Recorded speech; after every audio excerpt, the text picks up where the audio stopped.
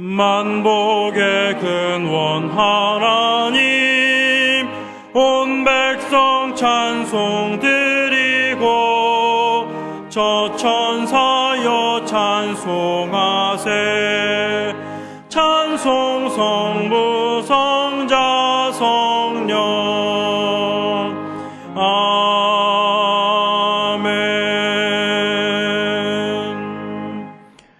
왕이신 나의 하나님이여, 내가 주를 높이고 영원히 주의 이름을 송축하리이다. 내가 날마다 주를 송축하며 영영히 주의 이름을 송축하리이다. 여호와는 광대하시니 크게 찬양할 것이라. 그의 광대하심을 측량치 못하리로다.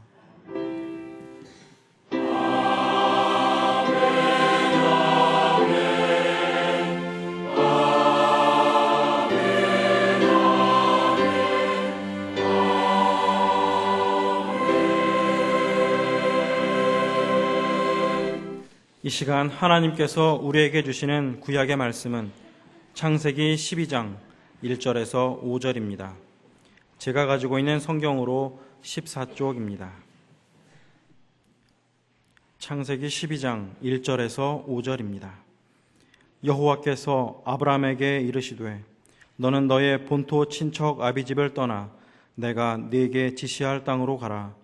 내가 너로 큰 민족을 이루고 네게 복을 주어 내 이름을 창대케 하리니 너는 복의 근원이 될지라. 너를 축복하는 자에게는 내가 복을 내리고 너를 저주하는 자에게는 내가 저주하리니 땅의 모든 족속이 너를 인하여 복을 얻을 것이니라 하신지라. 이에 아브라함이 여호와의 말씀을 조차 갔고 롯도 그와 함께 갔으며 아브라함이 하란을 떠날 때에 그 나이 75세였더라. 아브라함이 그 아내 사레와 조카 롯과 하란에서 모은 모든 소유와 얻은 사람들을 이끌고 가나안 땅으로 가려고 떠나서 마침내 가나안 땅에 들어갔더라. 아멘. 우리들의 마음을 여시사 너희의 귀한 말씀 깨닫게 하여 주소서. 아멘. 하나님께서 우리에게 주시는 신약의 말씀은 히브리서 5장 7절에서 10절입니다. 제가 가지고 있는 성경으로 357쪽입니다. 히브리서 5장 7절에서 10절입니다. 그는 육체에 계실 때에 자기를 죽음에서 능히 구원하실 이에게 심한 통곡과 눈물로 간구와 소원을 올렸고 그의 경외하심을 인하여 들으심을 얻었느니라. 그가 아들이시라도 받으신 고난으로 순종함을 배워서 온전하게 되었은즉 자기를 순종하는 모든 자에게 영원한 구원의 근원이 되시고 하나님께 멜기세덱의 반차를 조친 대제사장이라 칭하심을 받았느니라. 아멘. 창세기 24장 1절을 보면 아브라함이 나이 많아 늙었고 여호와께서 그의 범사에 복을 주셨더라 그랬습니다. 아브라함의 나이가 상당히 된 이후에 그가 하는 일마다 하나님께서 복을 그냥 콱콱 쏟아부어 주셨어요. 이것은 하나님의 최종 합격 선언이기도 합니다. 무엇으로? 순종으로. 아브라함은 하나님께 절대 순종함으로 믿음의 조상이 되었을 뿐만 아니라 이 선언을 들을 때는 아마도 130세 전후였을 텐데 그 직전에 부인 사라를 잃었더랬어요. 그런데 100세에 얻은 아들 이삭을 결혼시키고 자부를 맞는 기쁨을 얻었습니다. 그리고 후취를 얻어 6형제를 낳았으며 175세에 소천했습니다. 그러니까 오늘날로 말한다면 중년 이후의 인생이 이룰 수 있으면 얼마나 은혜로운 인생이겠습니까? 자기 이름을 대신 넣어서 한 번, 아니 여러 번 속으로 읊어보시기 바랍니다. 아브라함이 나이 많아 늙었고 여호와께서 그의 범사에 복을 주셨더라. 거기다 자기 이름을 넣어봐요. 홍길동이 나이 많아 늙었고 여호와께서 그의 범사에 복을 주셨더라. 집에 가서 여러 번 해봐요. 예. 오늘의 신약 본문 말씀을 다시 보시면 그는 육체에 계실 때 자기를 죽음에서 능히 구원하실 이에게 심한 통곡과 눈물로 간구와 소원을 올렸고 그의 경외하심을 인하여 들으심을 얻었느니라. 그가 아들이시라도 받으신 고난으로 순종함을 배워서 온전하게 되었은즉 자기를 순종하는 모든 자에게 영원한 구원의 근원이 되시고 하나님께 멜기세덱의 반차를 좇은 대제사장이라 칭하심을 받았느니라. 예수님의 십자가는 속죄의 구원과 부활의 보장이라고 하는 전무후무한 엄청난 은혜임과 동시에 하나님의 자녀된 사람들이 어디까지 얼마만큼 순종해야 하는지를 몸소 살을 찢기며 물과 피를 남김없이 쏟으시며 보여주신 모범이셨습니다. 그런데 현실은 어떻습니까? 어떤 일이 제게 유익하면 순종하는 마음으로 하겠다 그러고 아닌 것 같으면 온갖 변명과 핑계를 둘러대지 않습니까? 이것은 믿음이 아닙니다. 힘들고 어려워도 이것이 하나님의 뜻이라는 것을 깨달았다고 하면 제가 하겠습니다. 이게 믿음 아니겠어요? 히브리서 1장 1절과 2절 상반절을 보면 옛적의 선지자들로 여러 부분과 여러 모양으로 우리 조상들에게 말씀하신 하나님이 그 모든 날 마지막에 아들로 우리에게 말씀하셨으니 그랬습니다. 그러니까 구약 시대에는 하나님께서 직접 말씀하시기도 하고 주의 종을 통해서 하시기도 하고 꿈이나 동물을 사용하신 적도 있으셨지만 이때는 예수께서 말씀으로 오셔서 가르쳐 주셨다 하는 겁니다. 신학자 칼 바르트는 말합니다. 하나님의 말씀이 대체로 세 가지 모습으로 다가오는데 첫째는 기록된 말씀, 이 성경이지요. 성경에 하나님의 말씀 정확하게 기록되어 있고요. 그리고 두 번째는 보여진 말씀, 나타난 말씀, 즉 예수님입니다. 예수님이 육신을 입고 이 땅에 오셔서 그가 행한 모든 것은 하나님의 뜻이고 하나님의 말씀이고 그렇습니다. 그리고 선포되는 말씀, 대언, 즉 설교라고 정의했습니다. 여기에 하나를 더 추가한다면 성경과 헌법 그리고 교회의 관례 여기에서 부여한 당회장의 결정 또한 하나님의 뜻임에 틀림이 없습니다. 하나님의 말씀, 하나님의 뜻, 성령의 감동에 이제 정말로 순종하도록 하십시다. 마태복음 8장 27절을 보면 예수께서 풍랑을 잔잔하게 하신 후 깜짝 놀란 제자들이 말합니다. 개정판으로 보면 이분이 누구이기에 바람과 바다까지도 그에게 복종하는가. 이때는 예수님 공생의 초기였기 때문에 예수님과 동행하고 식사를 하고 함께 잠도 자고 그래도 아직 예수님에 대해서 정확히 잘 몰랐어요. 그런데 바람과 바다를 장장케 하는 이 역사를 보면서 도대체 이분이 누구냐? 깜짝 놀라는 겁니다. 바람과 바다까지 복종시키는 예수님께 하나님께 순종 안 하면 문제 중에 문제고 저만 손해일 수밖에 없지 않습니까? 나약한 인간에게 허물 많은 인간에게 순종은 열심히 하면서 이 전능하신 하나님께 불순종한다면 말이 안 되지 않습니까? 하나님께 순종한 구체적인 예를 살펴본다고 하면 오늘의 구약 본문 여호와께서 아브라함에게 이르시되 너는 너의 본토 친척 아비집을 떠나 내가 네게 지시할 땅으로 가라. 내가 너로 큰 민족을 이루고 네게 복을 주어 네 이름을 창대케 하리니 너는 복의 근원이 될지라. 너를 축복하는 자에게는 내가 복을 내리고 너를 저주하는 자에게는 내가 저주하리니 땅의 모든 족속이 너를 인하여 복을 얻을 것이니라 하신지라. 이 아브라함이 여호와의 말씀을 쫓아갔고 롯도 그와 함께 갔으며 아브라함이 하란을 떠날 때 그 나이 75세였더라. 아브라함이 그 아내 사레와 조카 롯과 하란에서 모은 모든 소유와 얻은 사람들을 이끌고 가나안 땅으로 가려고 떠나서 마침내 가나안 땅에 들어갔더라. 여기서 하나님은 아브라함이 가야 할 목적지나 어떤 경로나 어떤 구체적인 보장 자세한 게 없어요. 그러니까 하나님의 명령 또는 말씀은 자기의 경험 또는 상식과 어긋날 수 있습니다. 왜냐하면 하나님은 이런 것에 얽매이는 분이 아니니까 그렇습니다. 바꿔 말씀드린다고 하면 나는 내 경험 또는 내 상식에 얽매이는 존재가 아니다 라는 뜻이 여기에 내포되어 있는 겁니다. 사람은 제 안목을 못 벗어나지 않습니까? 그런데 하나님은 그 훨씬 위에 계신 분이거든요.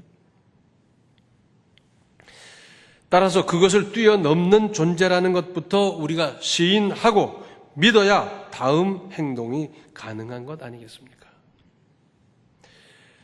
열왕기 하서 5장 1절부터 14절에는 이런 말씀이 있습니다. 조금 길지만 잘 들으시기 바랍니다. 아람 왕의 군대장관 나아만은 그 주인 앞에서 크고 존귀한 자니 이는 여호와께서 전에 저로 아람을 구원하게 하셨습니다. 저는 큰 용사나 문둥병자더라.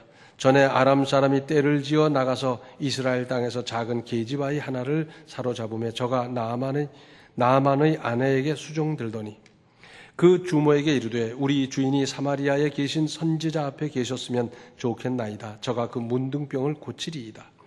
나아만이 들어가서 그 주인에게 고하여 가로되 이스라엘 땅에서 온 계집아이의 말이 이러이러하더이다. 아람 왕이 가로되 갈지어다. 이제 내가 이스라엘 왕에게 글을 보내리라. 나아만이 곧 떠날 새 은 10달란트와 금 6,000개와 의복 10벌을 가지고 가서 이스라엘 왕에게 그 글을 전하니 일러스되 내가 내 신하 나아만을 당신에게 보내오니 이 글이 당신에게 이르거든 당신은 그 문둥병을 고쳐주소서 하였더라. 이스라엘 왕이 그 글을 읽고 자기 옷을 찢으며 가로되 내가 어찌 하나님이건대 능히 사람을 죽이며 살릴 수 있으랴. 저가 어찌하여 사람을 내게 보내어 그 문둥병을 고치라 하느냐. 너희는 깊이 생각하고 저 왕이 틈을 타서 나로 더불어 시비하려 함인 줄 알라 하니라. 하나님의 사람 엘리사가 이스라엘 왕이 자기 옷을 찢었다 함을 듣고 왕에게 보내어 가로되 왕이 어찌하여 옷을 찢었나이까. 그 사람을 내게로 오게 하소서. 저가 이스라엘 중에 선지자 있는 줄을 알리이다. 나아만이 이의 말과 병거들을 거느리고 이르러 엘리사의 집 문에 서니 엘리사가 사자를 저에게 보내어 가로되 너는 가서 요단강에 몸을 7번 씻으라. 네 살이 여전하여 깨끗하리라. 나아만이 노하여 물러가며 가로되 내 생각에는 저가 내게로 나와 서서 그 하나님 여호와의 이름을 부르고 당처 위에 손을 흔들어 문둥병을 고칠까 하였도다. 다메섹강 아마나와 바르바른 이스라엘 모든 강물보다 낫지 아니하냐. 내가 거기서 몸을 씻으면 깨끗하게 되지 아니하랴 하고 몸을 돌이켜 분한 모양으로 떠나니 그 종들이 나와서 말하여 가로되 내 아버지여 선지자가 당신을 명하여 큰 일을 행하라 하였다면 행치 아니하였으리까 하며 하물며 당신에게 이르기를 씻어 깨끗하게 하라 함이리이까. 나아만이 이에 내려가서 하나님의 사람의 말씀대로 요단강에 7번 몸을 잠그니 그 살이 여전하여 어린아이의 살 같아서 깨끗하게 되었더라. 자, 나아만을 구하기 위해서 왕이 친서를 쓰고 선물을 마련하고 갖다 이스라엘 왕에게 주었더니 이스라엘 왕은 어떻게 생각했느냐? 저 강성한 나라 아람이 무슨 트집을 잡아서 우리나라를 쳐들어오고 못된 짓을 할 거다. 그러면서 옷을 찢으며 어쩔 줄 몰라 하는데 이 소식을 들은 엘리사가 나한테 보내십시오. 그랬어요. 그래서 그리로 가게 했더니 뭐 위를 갖추고 말과 병거 등등 하면서 쭉 갔어요. 그쯤 됐으면 하나님의 사람 선지자라 하더라도 달려나와서 머리를 숙이고 그리고는 그를 위해서 기도해주고 환대를 했어야 될 텐데 이게 뭡니까? 사자를 보내서 요단강에 가서 7번 씻으면 낫는다. 그 얘기. 세상 전지간에 이럴 때가 어디 있어요? 자, 아람에는 훨씬 넓고 깨끗한 강물도 있고 또 그 밖에 여기까지 찾아온 성의를 봐서라도 이럴 수도 없고 분하지 않을 수 있습니까? 그래서 11절과 12절에 나아만이 노하여 물러가며 가로되 내 생각에는 저가 내게로 나와 서서 그 하나님 여호와의 이름을 부르고 당저 위에 손을 흔들어 문둥병을 고칠까 하였도다. 다메섹 강 아마나와 바르바른 이스라엘 모든 강물보다 낫지 아니하냐. 내가 거기서 몸을 씻으면 깨끗하게 되지 아니하랴 하고 몸을 돌이켜 분한 모양으로 떠나니. 이럴만 하지요. 이럴만 하지 않습니까? 그런데 13절에 그 종들이 나와서 말하여 가로되 내 아버지여 선지자가 당신을 명하여 큰 일을 행하라 하였다면 행치 아니하였으리이까. 하물며 당신에게 이르기를 씻어 깨끗하게 하라 함이리이까. 만약에 소 50마리를 잡아서 제사를 지내야 된다 한들 안 할 수가 있었겠어요? 낫는데 힘 있고 얼마든지 할 수 있는 능력 있는데 안 하겠습니까? 그랬더니 14절에 나아만이 이에 내려가서 하나님의 사람의 말씀대로 요단강에 7번 몸을 잠그니 그 살이 여전하여 어린아이의 살 같아서 깨끗하게 되었더라. 하나님의 사람의 말씀대로 했더라는 겁니다. 난관이 있었습니다. 상식 밖이었고 예의도 아니었습니다. 그러나 하나님의 사람의 말씀대로 순종했더니 해결을 받았습니다. 또 그 후의 일에 대해서 구체적으로 보장하지 않으신 경우도 있습니다. 그러니까 앞으로 이렇게 하면 이럴 것이다, 이런 보장을 해준다, 이게 없었다 그 말입니다. 그러나 여기에 대한 믿음을 요구하는 겁니다. 무슨 말씀이냐면 주님의 말씀이니까 나는 따른다. 보장이 있건 없건 나는 주님의 뜻이니까 따른다. 이 믿음을 요구한다 그 말입니다. 요한복음 9장 1절로 7절에는 이런 말씀이 있습니다. 예수께서 길 가실 때에 날 때부터 소경된 사람을 보신지라 제자들이 물어 가로되 랍비여 이 사람이 소경으로 난 것이 네 죄로 인함이오니이까 자기 오니이까 그 부모 오니이까 예수께서 대답하시되 이 사람이나 그 부모가 죄를 범한 것이 아니라 그에게서 하나님의 하시는 이 일을 나타내고자 하심이니라. 때가 아직 낮음에 나를 보내신 이의 일을 우리가 하여야 하리라. 밤이 오리니 그때는 아무도 일할 수 없느니라. 내가 세상에 있는 동안에는 세상의 빛이로라. 이 말씀을 하시고 땅에 침을 뱉어 진흙을 이겨 그의 눈에 바르시고 이르시되 실로암 못에 가서 씻으라 하시니 실로암은 번역하면 보냄을 받았다는 뜻이라. 이에 가서 씻고 밝은 눈으로 왔더라.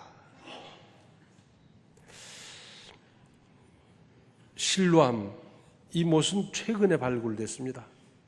그런데 보니까 아주 경사가 급해요.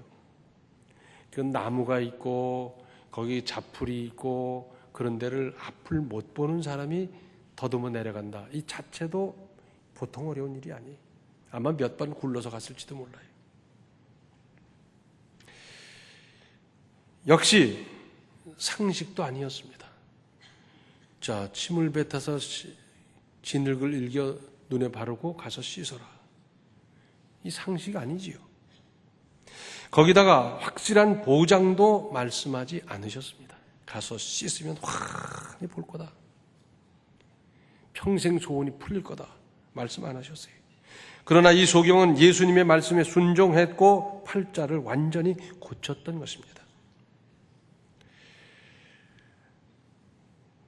요즘 사람들로 한다면 이럴 거예요. 가서 씻으면 되는 겁니까? 몇 번 씻어야 됩니까? 얼마만큼 씻어야 됩니까? 사흘쯤 되면 보일까요? 일주일이 되면 완전히 회복됩니까? 별 질문을 다 하지 않았겠습니까? 요즘 그리스도인들은 얼마나 약은지 그 보상을 미리 내놓으라고 합니다.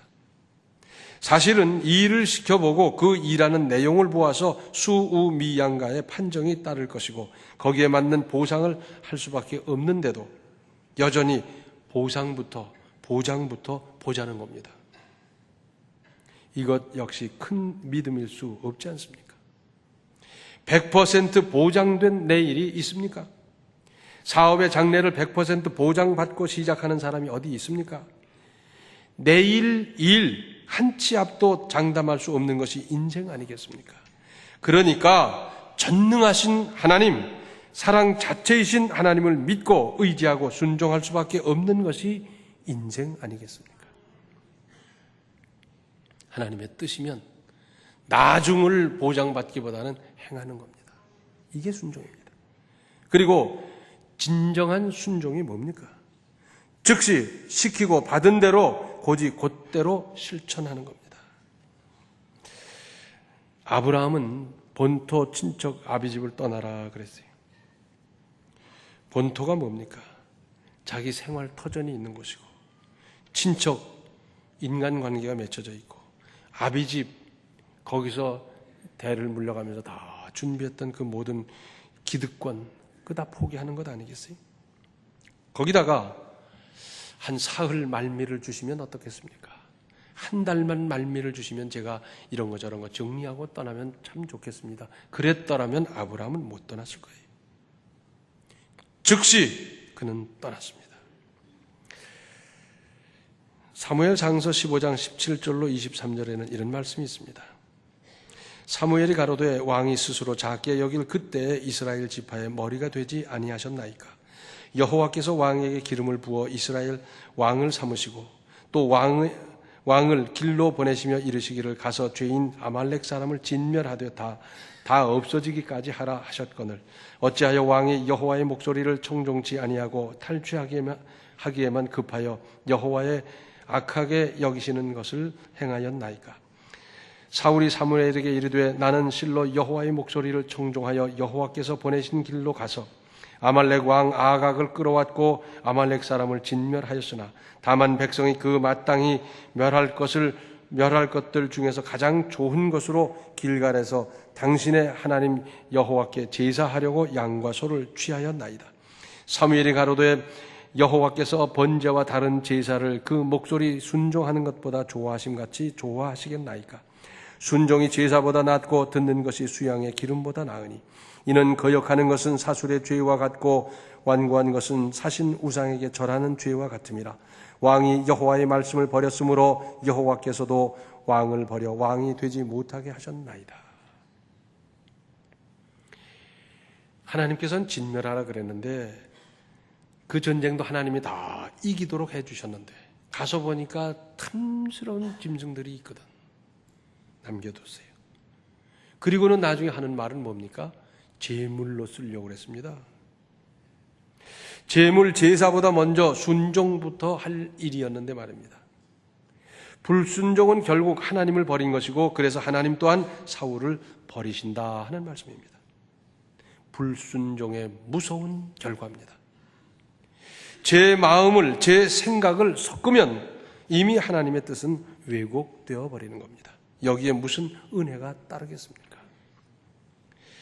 인생을 살아가며 신앙생활하는 연륜을 쌓아가며 쭉 살펴봤더니 인류의 조상 아담과 하와가 불순종하고 교만하여 에덴 동산에서 쫓겨났듯이 그 후손인 사람은 역시 순종적이기보다는 불순종적이고 털끝만한 뭐만 있으면 그것 가지고 교만해지는 버릇이 있어요. 따라서 이것을 극복하기 위한 부단한 노력, 곧 끊임없는 자기 부인의 노력과 기도가 따라야 합니다. 그 대단한 바울도 나를 쳐서 복종시킨다 그랬고 매일 죽는 씨름을 한다고 하지 않았습니까? 그러고 보면 우리 같은 사람은 매일 몇 번을 죽어야 하겠습니까? 얼마나 씨름을 해야 되겠습니까? 제 멋대로 곧 제 계획과 경험과 지식을 최고로 알아서 제 마음대로 계획하고 추진하다가 안 되니까 이 사람 저 사람 찾아다니며 도움을 간구하고 그래도 안 되니까 그때 가서 하나님께 매달리며 살려달라고. 아마도 하나님은 이렇게 말씀하실 것 같습니다. 얘야, 처음부터 모든 것의 모든 것 되는 나와는 어째 한마디도 없었더냐. 계획할 때부터 하나님께 여쭙고 하나님께 상의하고 하나님의 뜻을 헤아리고 하나님의 주시는 지혜를 구하고 하나님의 도움을 구하고 그러면서 하나하나 해나갔다라면 얼마나 좋겠습니까?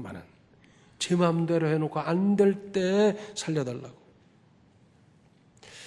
늦게라도 하나님을 안 찾는 것보다야 낫겠지만 순서가 아니지 않습니까?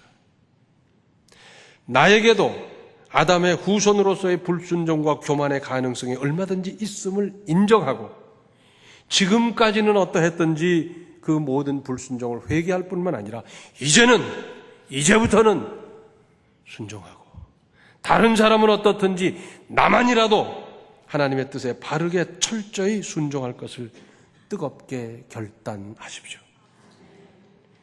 하나님은 직접 말씀하는 경우도 많이 있었지만 왜 하나님의 사람을 사용해서 말씀하셨겠습니까? 믿음의 선진들은 왜 하나님의 사람을 찾아서 하나님의 뜻을 찾아보려고 했겠습니까? 마음에 선뜻 내키지 않아도, 감정에 안 맞아도, 기분이 나빠도 순종할 일은 순종해야 됩니다. 하나님의 뜻에 순종하는 것만이 바르게 사는 유일한 길입니다. 안 되는 것 같아도 이 길이 살 길이고 이 길이 생명의 길입니다. 그런데 여기는 난관이 있어요. 난관이 있어도 순종하십시오. 끝까지 순종하는 사람에게 하나님의 인정이 따릅니다. 바르게 철저히 순종해서 순종의 사람 아브라함이 받은 은혜와 복을 똑같이 받으며 누리며 사는 인생을 건설해 가시기 바랍니다. 기도하시겠습니다. 은혜로우신 아버지 하나님, 저희들 불순종의 인생을 살아왔습니다. 순종을 배워간다고 하면서 실천한다고 하면서 따져보니 순종한 것이 뭐가 있습니까? 이제부터라도 저희들을 결단하고 아브라함이 갔던 그 길을 믿음으로 따르게 하여 주시고, 그래서 아브라함이 받았던 그 보장과 복과 은혜를 저희들도 받아 누릴 수 있도록 은혜 내려 주시옵소서. 난관이 있을 수 있고 회방이 있을 수 있고 별하별 이제 지장이 있을 수 있지만 이 모든 것을 믿음으로 잘 극복하는 지혜도 용기도 믿음도 더하여 주시고, 마침내 아브라함이 보장받았던 그 보장이 내 보장이 되게 하시고 내 은혜 내 복이 되게 하여 주시옵소서. 예수님의 이름 받들어 간절히 기도하옵나이다. 아멘. 하나님의 뜻을 올바로 순종하는 큰 믿음의 인생을 살아가십시오. 지금은 생명의 주 예수 그리스도의 은혜와 하나님 우리 아버지의 극진하신 사랑과 성령의 감화, 감동, 충만, 교통하심이 아브라함과 같은 순종으로 아브라함이 받았던 보장을 받으며 살아가기를 결단하는 모든 성도들 머리 위에 이제로부터 영원토록 함께 계시기를 간절히 축원하옵나이다. 아멘.